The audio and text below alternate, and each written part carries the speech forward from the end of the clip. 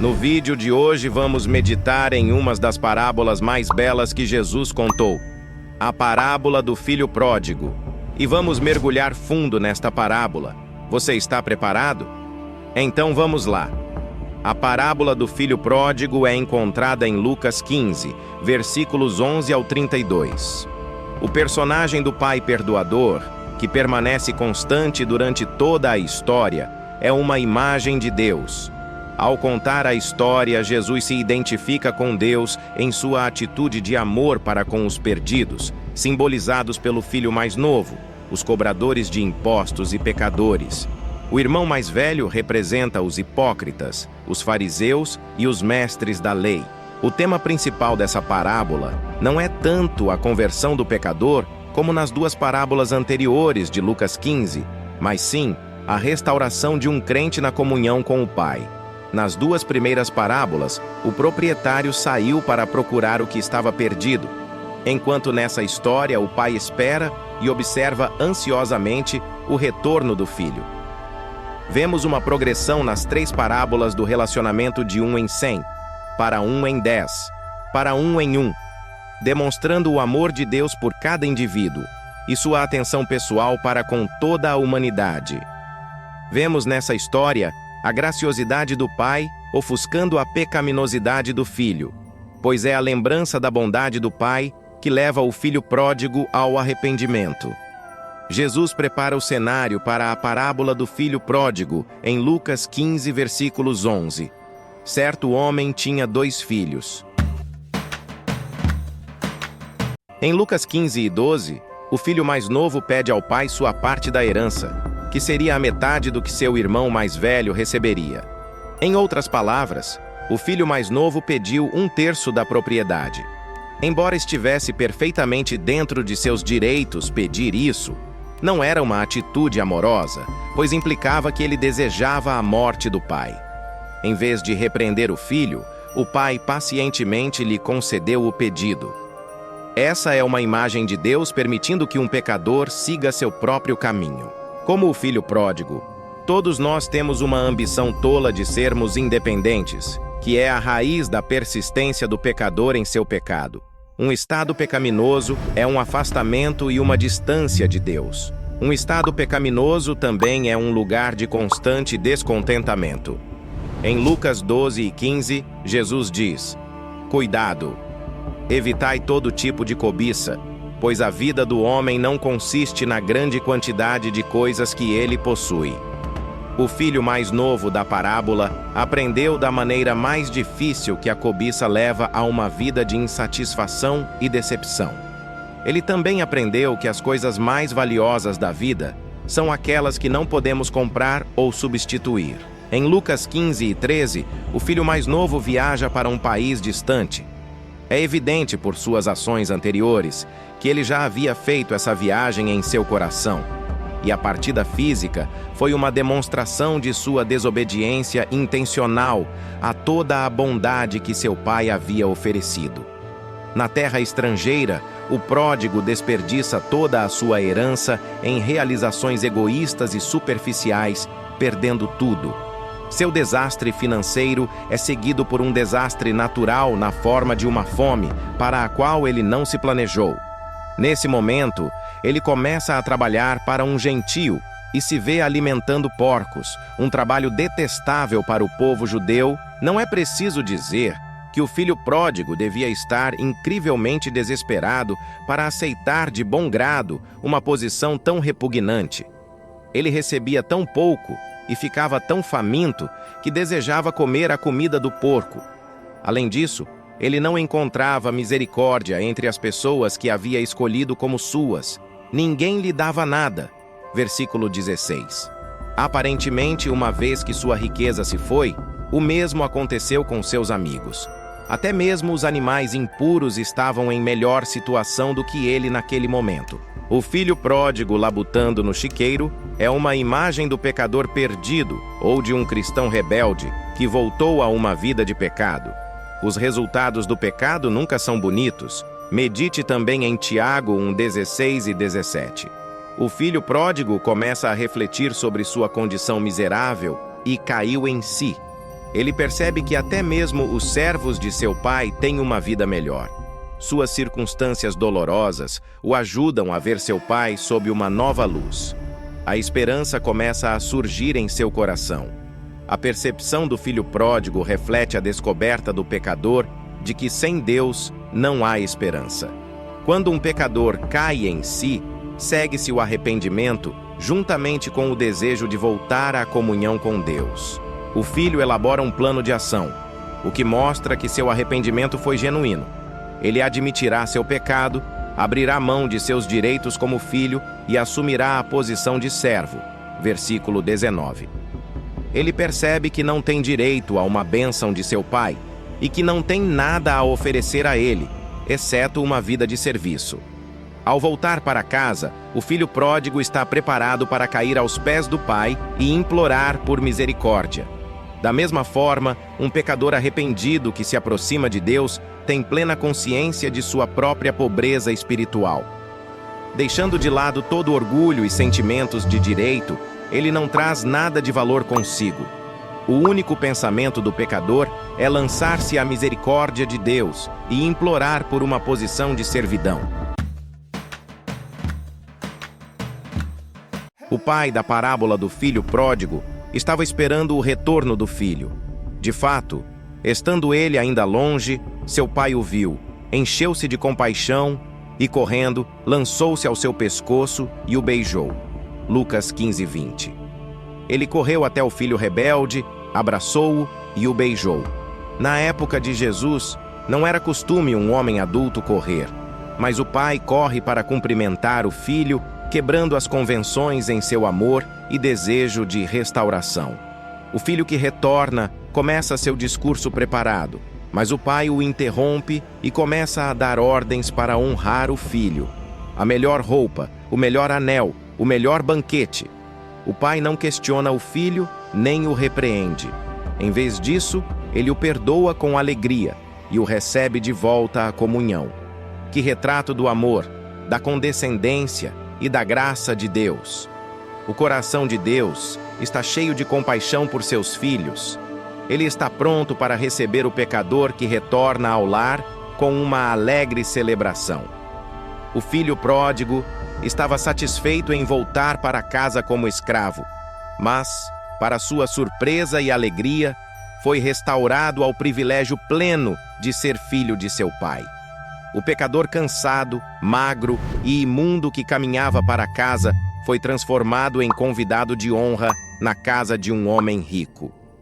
É isso que a graça de Deus faz por um pecador penitente. Leia Salmos 42, 103:4.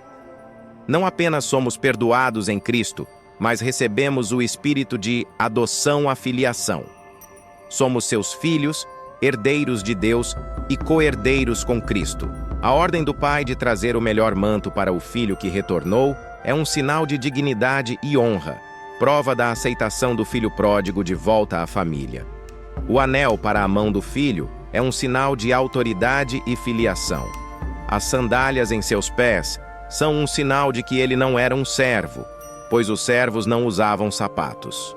O pai ordena que o bezerro gordo seja preparado e uma festa é realizada em homenagem ao filho que retornou. Naquela época, os bezerros cevados eram guardados para ocasiões especiais. Essa não era uma festa qualquer, era uma celebração rara e completa.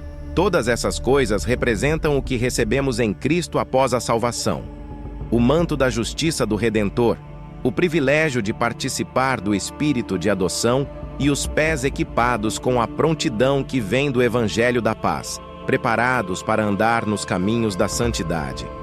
As ações do Pai na parábola nos mostram que Deus não nos trata de acordo com nossos pecados, nem nos retribui segundo nossas transgressões. Pois seu amor para com os que o temem é grande, tanto quanto o céu se eleva acima da terra. Como o Oriente se distancia do Ocidente, assim ele afasta de nós nossas transgressões. Como um pai se compadece de seus filhos, assim o Senhor se compadece dos que o temem. Salmos 103, 10-13. Em vez de condenação, há alegria por um filho que estava morto e reviveu. Havia se perdido e foi achado. Essas palavras, morto e vivo, perdido e achado, são termos que também se aplicam ao estado de alguém antes e depois da conversão a Cristo. Leia também Efésios 2, do 1 ao 5. A festa é um retrato do que ocorre no céu por causa de um pecador arrependido.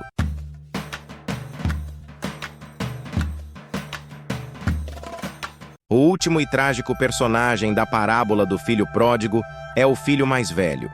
Quando o filho mais velho chega do campo, ouve música e dança.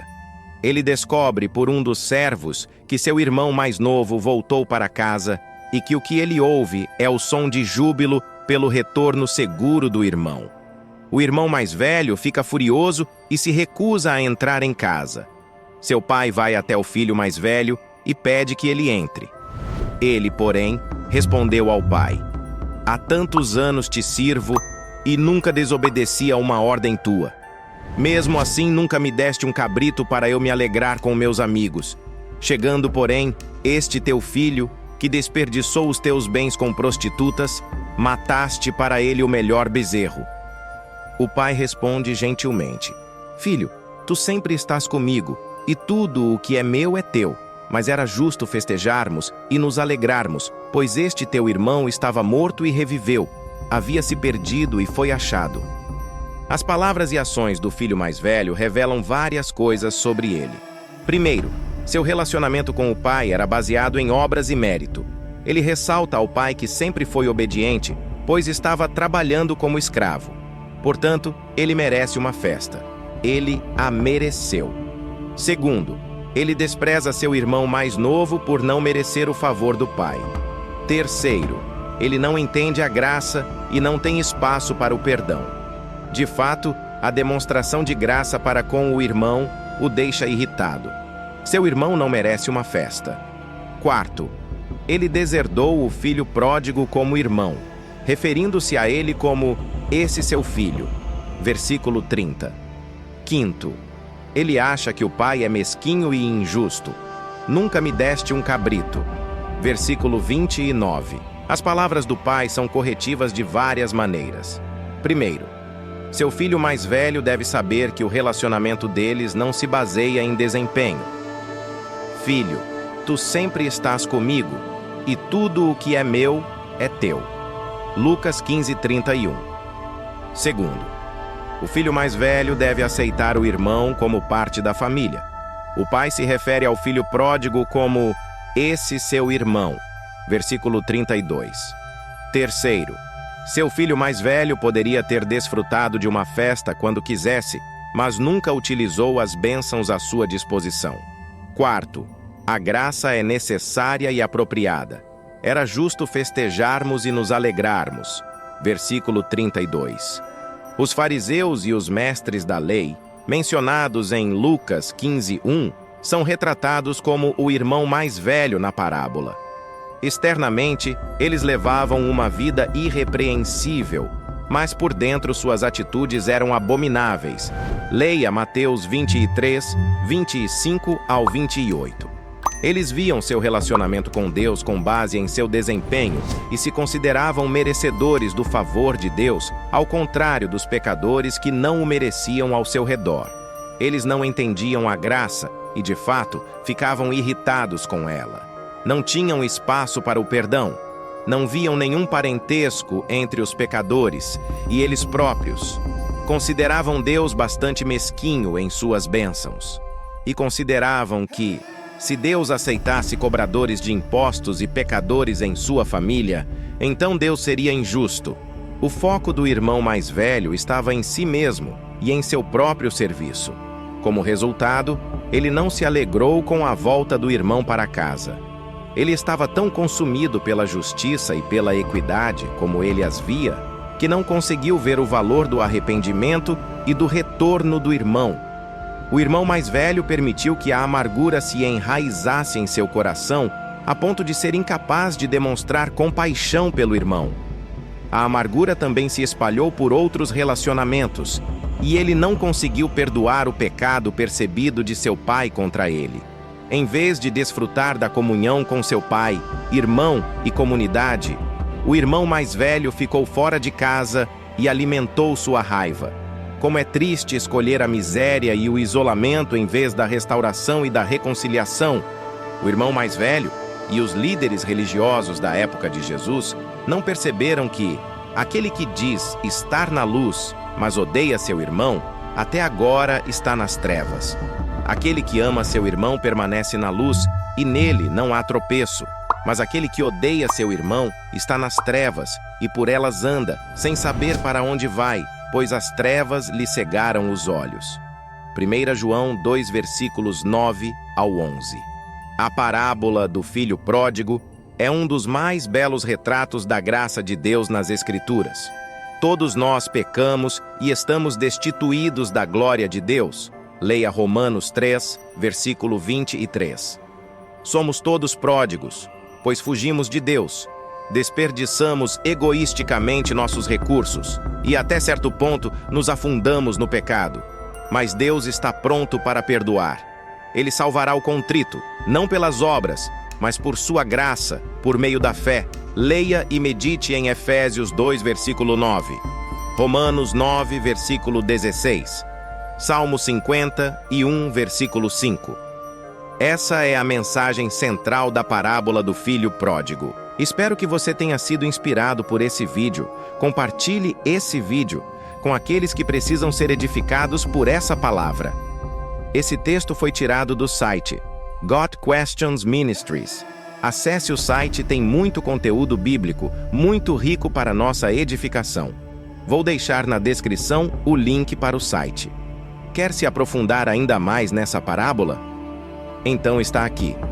O Deus Pródigo de Timothy Keller.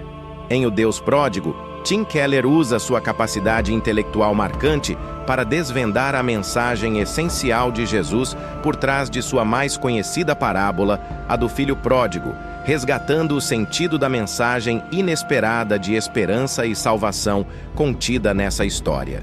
Nessa famosa passagem, que o autor denomina a parábola dos dois filhos perdidos, Jesus revela a abundante graça de Deus, tanto para o irreligioso e licencioso, quanto para o religioso e legalista.